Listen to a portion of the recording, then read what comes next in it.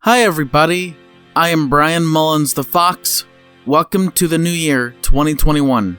Yes, finally, I can at least recap pretty much all the shit that happened in 2020 as far as I can remember. 2020 sucks. Usually I wanted this decade to start off right, at least a little bit. But here's how it went for as much as I can remember. These events are not necessarily in chronological order. Kenny Rogers died. He spent over 60 years of a singing career that I have some level of respect for. I'm not really a Kenny Rogers fan, but his music was good, and it was really sad and tragic when I heard that he died. Australia had a very tragic wildfire outbreak, killing about 500 million animals in the process. We killed off Soleimani. Kobe Bryant died in a helicopter crash. I'm not even an NBA fan, but that is fucking sad and tragic, man. Donald Trump has been acquitted and the impeachment sham is over after over 4 months or so of this bullshit impeachment inquiry set in place by Nancy Pelosi over a call Donald Trump had with a Ukrainian leader, which was a clean and cut call, in spite of Hunter Biden's, you know what, I'm not gonna mention it. The vote was along party lines. The aftermath is what pissed me off the most. The mainstream media has fucking failed us, in general. The coronavirus pandemic, shutdowns, Karens and Kens, and a sharp economic recovery. That also means that I can never go to a movie theater ever again, for as long as I live. The last movie I went to a movie theater to see was Sonic the Hedgehog, the movie. The one I was so excited for. The one movie that I was really anticipating on watching. Those moments will be the ones I will never forget. Imagine going back in time in 2019, 18, 17.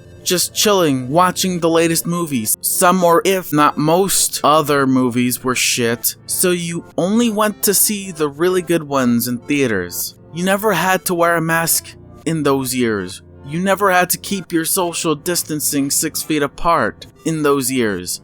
You never had to worry about these Karens and Kens infesting your community with their annoyance.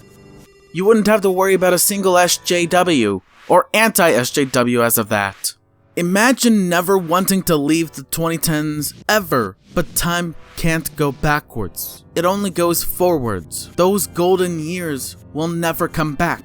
There will be a giant fucking rent eviction exodus, mainly in Democrat states, in deep blue areas, mainly because these Democratic governors are corrupt as hell. They just want America as a whole to be perpetually shut down. The George Floyd BLM riots. Throughout this summer of hell, we went through countless riots. Chaz/Chop collapses, then others followed suit. There will be more pointless autonomous zones in the near future, if there hasn't been one already developed. Mainly in states like Washington, New York, California, Oregon, etc. And the truth of the matter of the whole George Floyd situation, the man was on drugs. I think the man had COVID.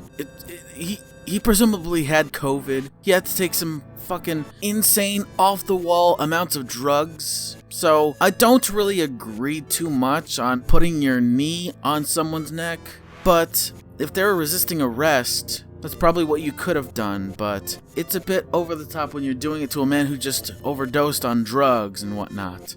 I don't blame the officer too much. I just think that how he put his knee on his neck was sort of wrong. But other than that, he was normally doing what a police officer would do. He even tried to give George Floyd some extra air to breathe because he was suffocating due to the drug overdose he commenced on himself with. It's so tragic that police officers today are seen as just these maniac, racist, killer pigs, when that's far from true. I made a rant video a month or so ago saying that Black Lives Matter is far worse than Charles Manson. I'll be linking that video in the description down below. It's a very interesting comparison and a rant video as a whole. There was Rashad Brooks, Breonna Taylor, etc. There's just a bunch of them. One after another. Similar situation. I believe police officers deserve every bit of respect that they deserve. And they need to fucking ostracize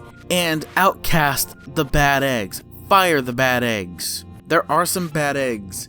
There are some bad police officers. But that's few and far between anyway. That creepy, wrinkly, dirtbag old fuck Harvey Weinstein has been convicted. Hollywood is still Peterwood to me. Quite honestly. I don't think they really changed all that much. The Iowa caucus caused chaos for the Democratic Party. Also, the DNC was absolute garbage. The RNC was a lot better than the DNC because it felt more optimistic.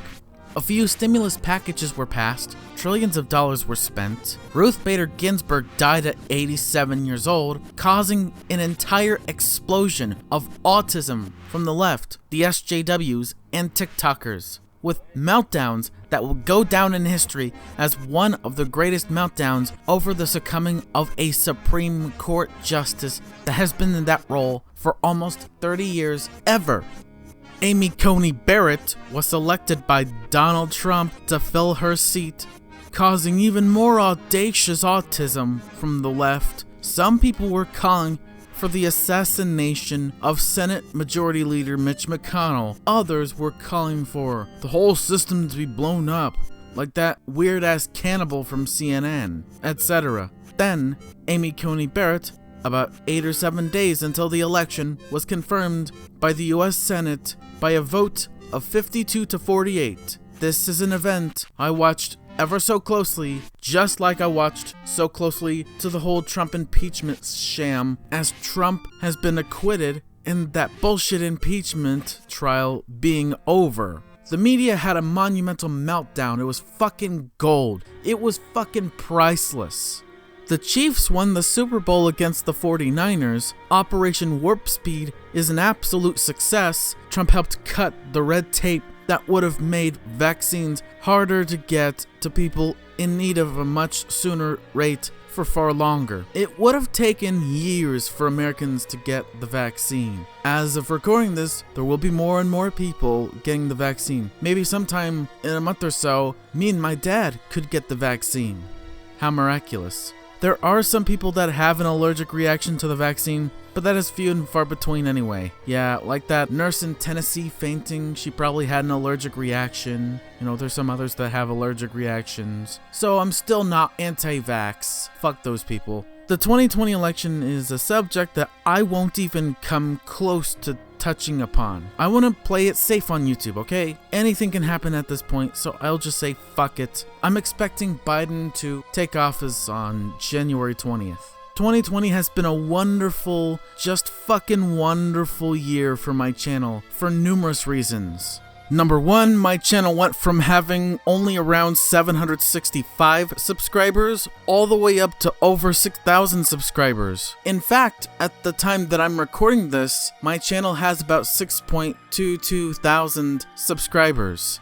2, my channel went from having a total of almost 1 million total views to almost 10 million total views as of recording this. And 3, I actually got someone to commission art for me in late July.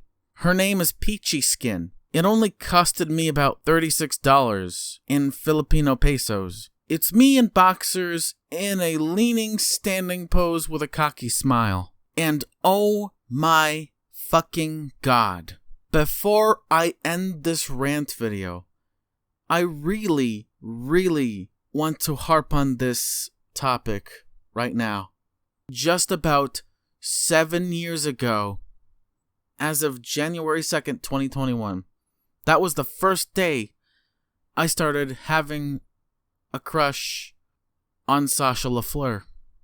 On the 2nd of January 2021, that comes to an end.